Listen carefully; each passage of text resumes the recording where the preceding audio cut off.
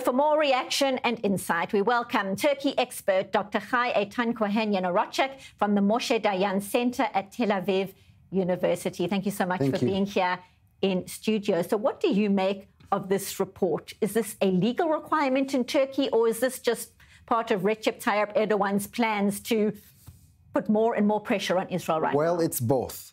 First of all, every kind of a decision is binding. Turkey is a very serious state. So I have no doubt that this is a very well-calculated step that was taken by the Turkish administration. And I think the timing is very meaningful because at the end, Israel is now launching a new offensive against the Gaza Strip if nothing dramatic will happen. And therefore, the Turkish administration, in my opinion, is trying to retaliate and to punish Israel for this action. And of course, this is aimed at the domestic politics. We also know that some segments of the Turkish society is pushing Turkey to deteriorate further the relationship with Israel.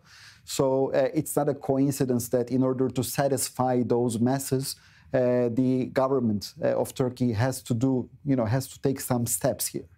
And therefore, we are seeing this as a very dangerous escalation.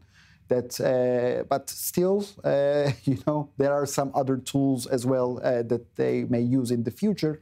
But I see this as a very gradual and very well-planned move by the Turkish government. And this is also something unprecedented. For the first time ever, an Israeli ship, a ship with an Israeli flag will not be able to anchor in a Turkish port and vice versa. So this is a new, phenomenon that we never witnessed in the relationship. Every time that you are inviting me here, I'm saying, you know what, this is unprecedented. This is unprecedented. But believe me, this is very unprecedented, and I am very much concerned. And yet, unprecedented as it is, you're suggesting there are other potential tools that could be used down the line. What exactly do you think those entail? Well, of course, I do not wish to see this kind of an escalation, because it would be, maybe the last steps that can be taken between two countries that are recognizing each other. But of course, I'm talking about the airspace.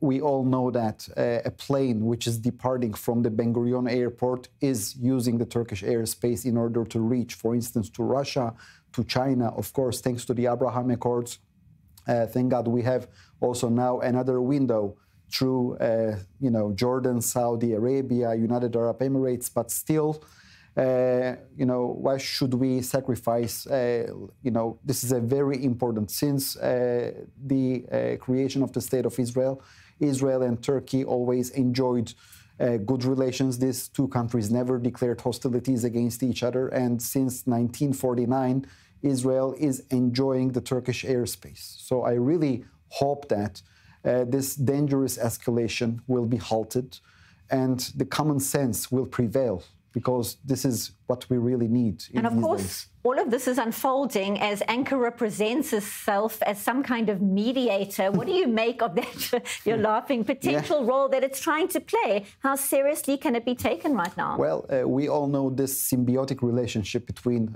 Turkey and Hamas.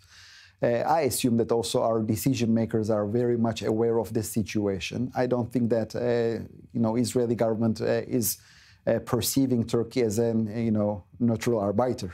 No, Turkey is not. Turkey's side is very well known. And therefore, I also assume that our decision makers in Jerusalem are taking their decisions accordingly. We certainly are watching to see how it all unfolds. Dr. Eytan Cohen Yanarocak, always appreciate you being here in studio. Thank you so much.